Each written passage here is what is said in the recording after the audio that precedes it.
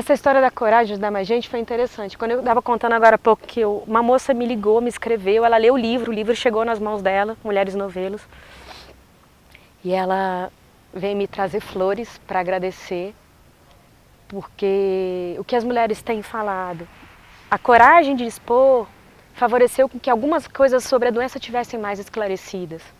E o esclarecimento fez com que essas mulheres tivessem coragem de assumir um tratamento, de procurar um outro médico, de dizer para as pessoas da família, olha, eu tenho uma doença, eu não posso comer coisas mais químicas, não posso comer coisas com trigo que são inflamatórias, nem com açúcar. As mulheres vão ter que dizer no trabalho, olha, eu preciso de uma licença de saúde de 15 dias porque eu vou ter que me operar, ou eu vou ter que fazer um tratamento. Então a coragem foi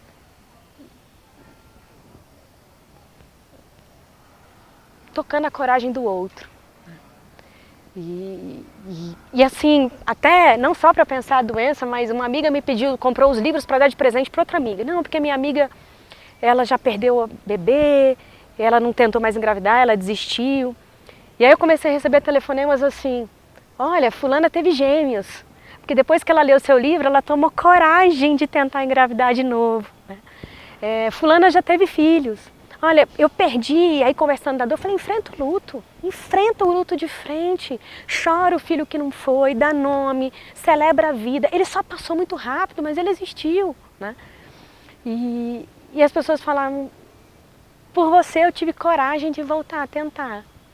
E aí não é essa coragem simples e impulsionada também por uma fala, um discurso, é a coragem do enfrentamento. Enfrentar a doença, enfrentar um novo tratamento, enfrentar a família, enfrentar a si mesmo. E aí dessa forma eu fui dando conta de uma dimensão e da responsabilidade de quando você assume coragem por algo que é coletivo. E é bom poder fazer parte disso. Nesse tempo eu consegui ter essa gravidez, depois eu acabei me separando e essa é uma outra longa história, que é lidar também com as frustrações dos relacionamentos e ter coragem de recomeçar, né? Ter coragem de achar de que uma hora as coisas vão nem dar certo. Mas muitas mulheres tiveram coragem de tentar ter filho e tiveram. Então eu não estou gerando vida dentro de mim dessa forma concreta, mas eu estou gerando vida pelo mundo. E acho que isso é muito melhor do que se eu estivesse em casa, escondida, chorando pela dor.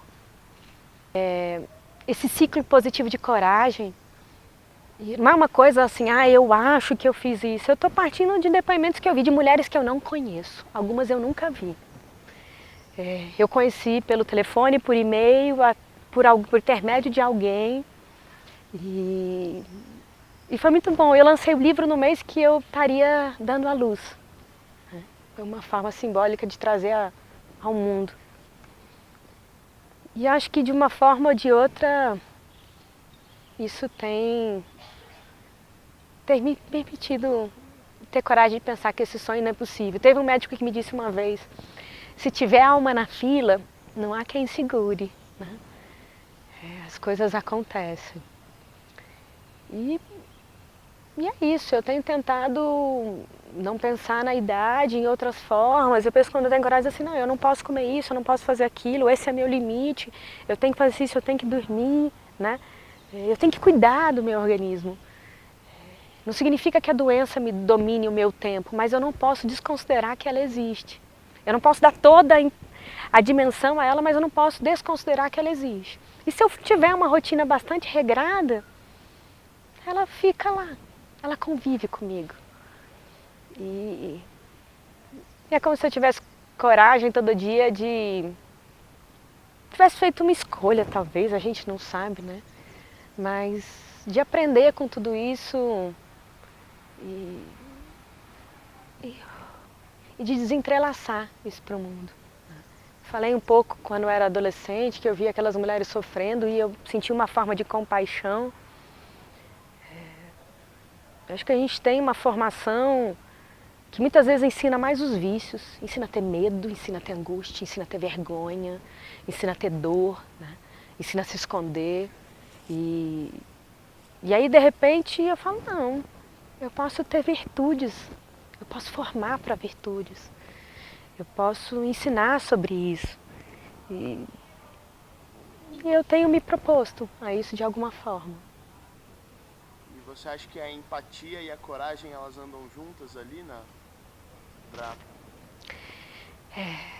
Assim, esses dias um médico, eu fiz um vídeo do Mulheres Novelos, falando dessa coragem de se colocar e dessa conversa infinita de você às vezes passar 8, 9, 10 anos procurando um médico para o outro e ninguém te dá muita pista, né? E aí ele falou assim, você está conseguindo fazer pela endometriose o que às vezes eu não consigo fazer como médico. Então esse reconhecimento desse lugar de dor. E esse reconhecimento, talvez a pessoa perceber assim, ela reconhece a minha dor, mas ela já passou por isso e ela está melhor. Então se é possível para ela, pode ser possível para mim. Eu vou assumir a coragem de enfrentar. Eu acho que a gente aprende muito com o professor, né, o educador falecido, Antônio Carlos Gomes da Costa. Ele dizia o seguinte, tem duas formas básicas da gente aprender na vida. Pelo discurso das palavras e pelo curso dos acontecimentos. A minha trajetória com a endometriose, eu posso ter condições de falar pelo discurso da palavra, mas a minha palavra é marcada pelo curso dos meus acontecimentos. E isso torna o processo muito mais intenso e a empatia flui. E as pessoas às vezes me dizem, mas se a Tati aguentou, eu vou aguentar. Se ela deu conta, eu vou dar conta.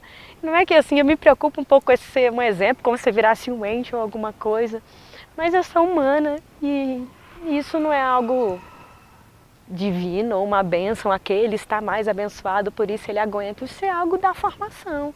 Eu aprendi virtudes para lidar com a dor, com o sofrimento e com a perda, que me permitem escolher a vida e não a dor. Né? E esse é um pouco desse caminho. E você disse sobre o conhecimento que você tem, conhecimento acadêmico, conhecimento anatômico e tal, mas muito na sua história fala sobre autoconhecimento, né? Uhum. Saber lidar consigo mesmo antes de lidar isso externamente. E como é que é esse autoconhecimento? Onde que ele entra? Ele foi um mergulho em paralelo. Na verdade, isso tudo começou menina. Quando eu comecei a ter as dores na adolescência, eu tentava entender o que era aquilo.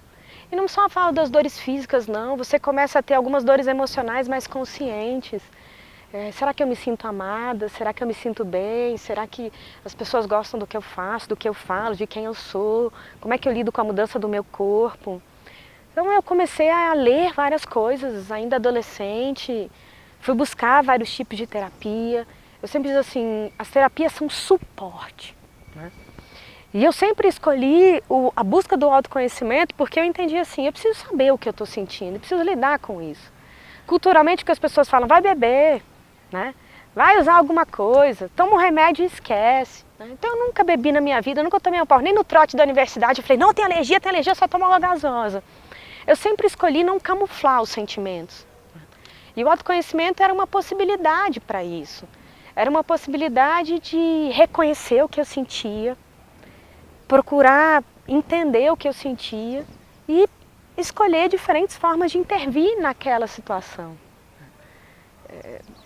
E assim, nesse mergulho eu encontrei vários tipos de terapias, das diferentes correntes, mais ocidentais, mais orientais, mais técnicas. Encontrei isso em livros, encontrei isso em filmes, encontrei isso em pessoas. Né? A gente tem mestres pelo caminho. E eu tenho vivido esse percurso. Então, foi um processo de... Eu não sei se ele foi disparado pela dor, porque essa é a minha memória mais forte. É dizer que eu busquei saber quem eu era e que eu não era só aquilo que eu sentia e que pulsava e que doía, que eu não era um emaranhado. Né? Às vezes o grande problema do diagnóstico da doença é que você passa a andar como se você fosse a doença está em você, ela não é você. Né? E eu agradeço muito por todas as pessoas que tiveram coragem de estudar sobre isso e que me deram oportunidade técnica, conceitual e fundamentada para me tornar a pessoa que eu sou hoje.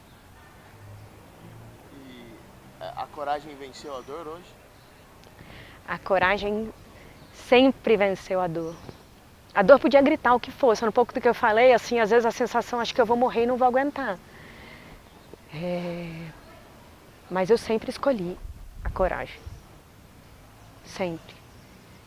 Às vezes, assim, de dirigir passando mal, de passar em situações extremas, andando devagar e segurando e sem conseguir pisar no chão e assim, tudo aquilo, né? Que parecia inexplicável. Você fala assim, eu não sei como eu consegui. Quando eu, às vezes, hoje em dia, quando eu passo mal 1, 2 vezes por ano, eu falo como eu vivia daquela forma, eu não sei. E eu acho que a única resposta era a coragem de assumir a vida. Eu tenho, acho que acolhido essa possibilidade de ensinar as pessoas a lidarem com o próprio corpo, a reconhecerem seus sentimentos, a escolherem desenvolver as suas virtudes.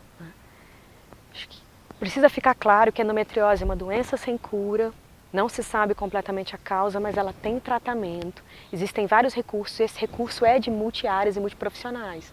Então, hoje a minha rotina é fazer acupuntura 1 vez por semana, tomar o hormônio de bloqueio, fazer exercício funcional, porque eu também tenho a fibromialgia, acabei não falando disso, mas é uma longa história, mas o que se resume nisso é o seguinte, a gente pode não ter dor todo o tempo.